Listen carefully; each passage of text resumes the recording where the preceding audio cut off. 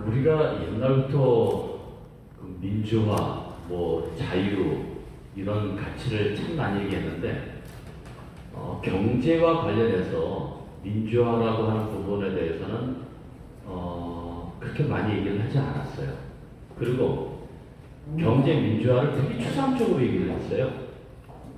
말로는 경제 민주화 반드시 해야 되겠다라고 얘기를 하지만은 실질적으로 무엇이 경제 민주화냐라고 하면은 아무도 그것에 대해서 정확하게 대답하지 않고 그것에 대해서 일 잘 안 했어요. 아주 되게 지역적인 것만 갖고 얘기를. 예를 들어 재벌한테 너무 과도하게 경제가 집중된다 이런 식으로 얘기를 하는데, 그러면 구체적으로 그것을 막기 위한 방법이 뭐냐라고 하면은 그것에 대한 대답 잘 못했습니다. 예를 들어서 카드 수수료 같은 경우에 카드 수수료가 대한민국 카드는 되게 재밌습니다. 카드사는 거의 의무 사용제예요. 즉 카드사에 다 기억하시죠?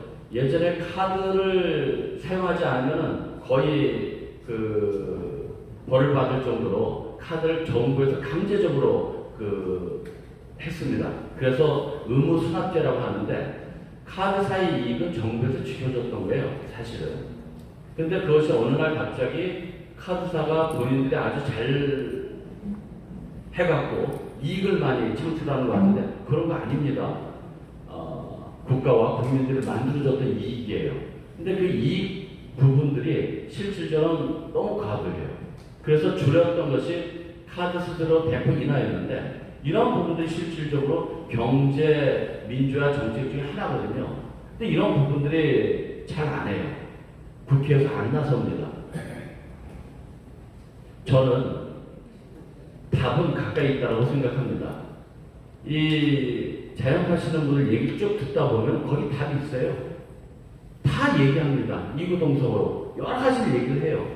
아까 당장 지역 카페 내년에 없어지는 거 아닙니까? 라고 얘기하는 분 많은데 바로 이것이 바로 경제 민주화의 가장 중요한 측면이에요. 한 축이에요. 이런 거 해나가면 됩니다. 근데 그런 걸 안 해서 문제인 거죠.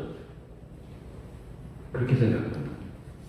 즉 답은 현장에 있습니다. 현장의 목소리를 듣고 그 목소리를 지각해서 정책화하면 그것이 바로 답이에요.